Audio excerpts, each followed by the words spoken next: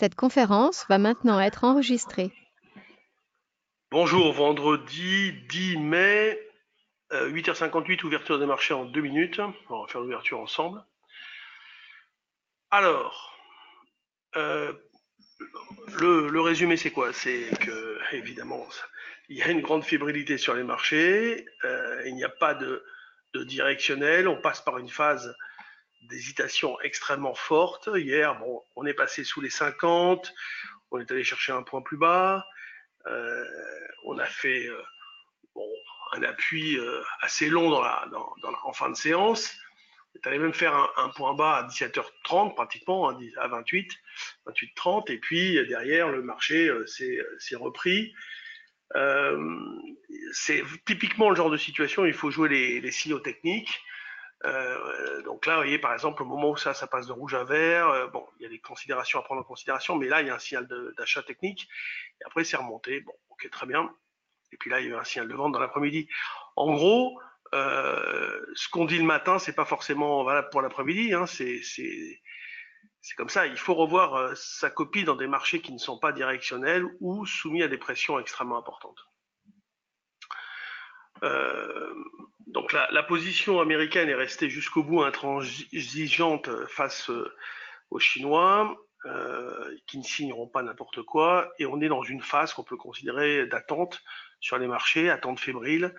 On va considérer qu'il y a plutôt une phase de neutralisation. On a peut-être un biais baissier, mais un tweet et puis ça reprend 100 points, ou un tweet dans le mauvais sens et ça perd 100 points. Donc, quand c'est comme ça, il faut toujours travailler en diminution de position, comme je vous l'ai expliqué, avec peu de position, très light, voire, je vous avais dit, on peut attendre lundi.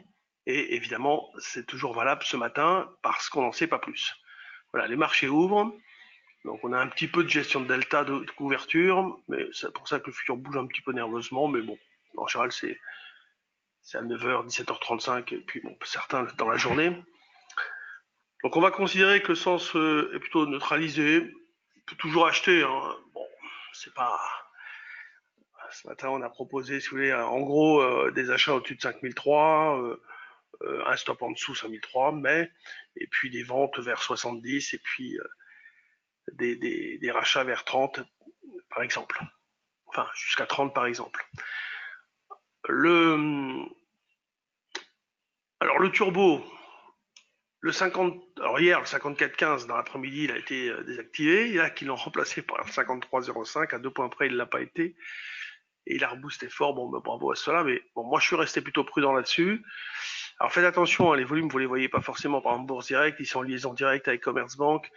Il y a un tuyau direct et la transaction se fait en bilatéral et vous ne la voyez pas passer sur Euronext. Hein. Alors, on peut choisir celui-là, on peut choisir celui-là. Celui-là aussi, il est pas loin, il est juste en dessous. Bon, c'est en fonction de la crainte que vous avez à être désactivé, hein, c'est normal. Étant donné que maintenant, c'est bon, il n'y a plus que 2 points de dividende, on peut prendre le 52,95 parce que moi, mon stop, le plus proche, il est sous 5003, vous voyez, donc pourquoi pas prendre celui-ci. Voilà. Donc le 64,39Z. Ok. Mais vous allez travailler le matin comme ça, hein, mais l'après-midi, faites attention. Hein, l'après-midi, c'est toujours un peu différent. On a des phases en ce moment très différentes.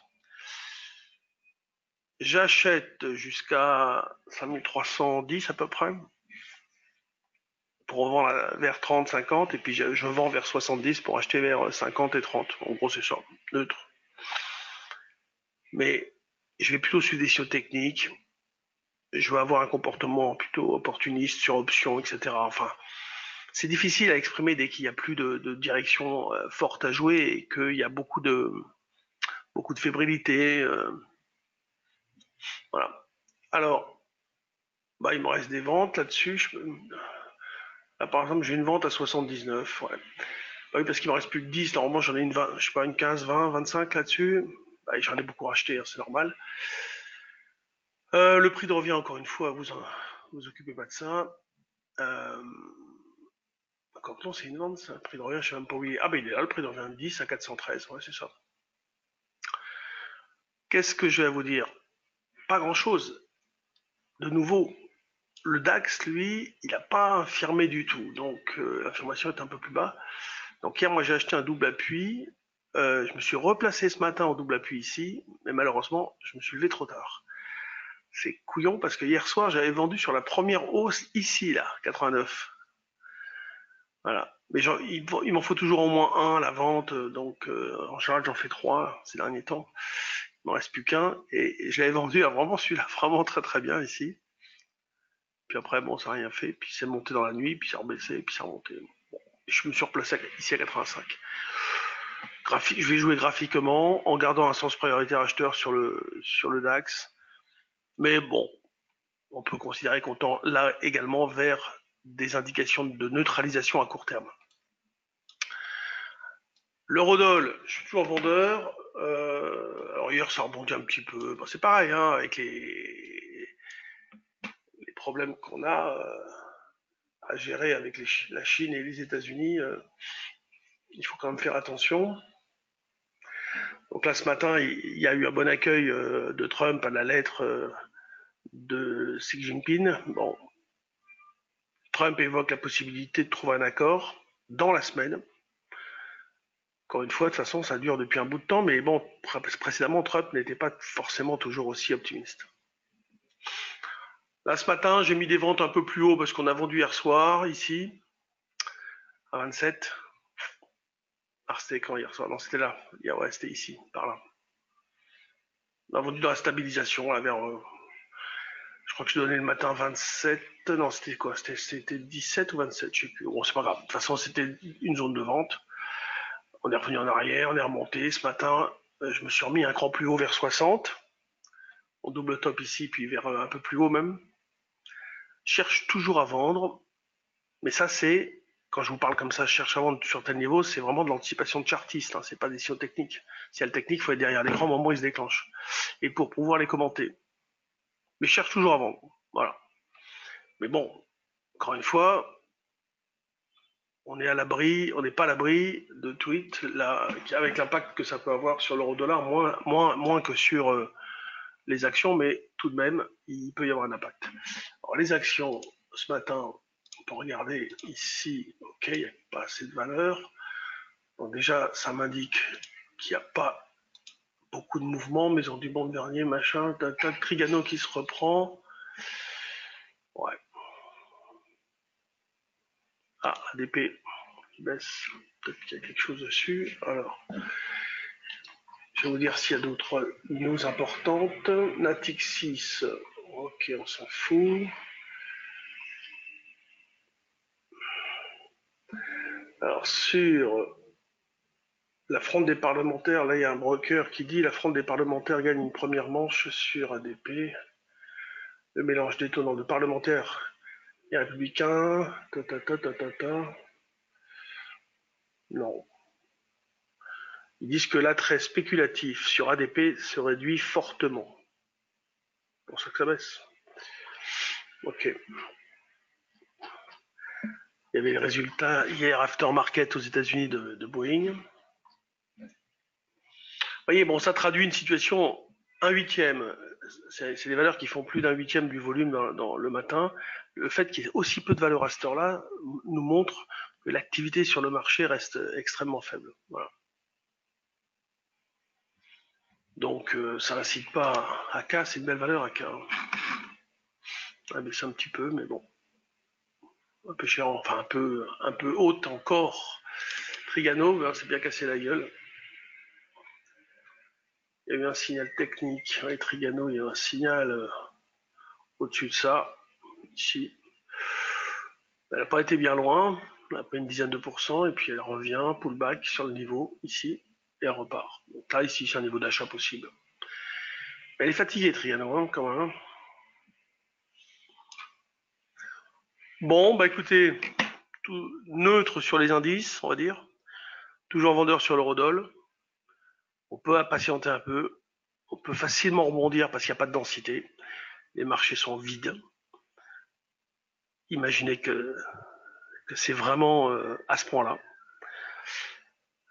Le degré d'opportunité à prendre des positions modestes. Ok. Il y a des moments où il y aura plus de choses à faire. Acheter des options, les vols sont trop importantes.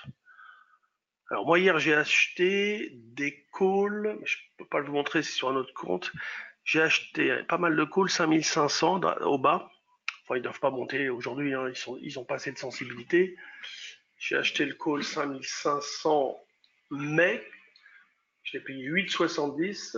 Pour l'instant j'ai pas l'écran devant moi pour vous dire ce qu'il vaut, mais il doit avoir baissé, enfin à peu près le même prix.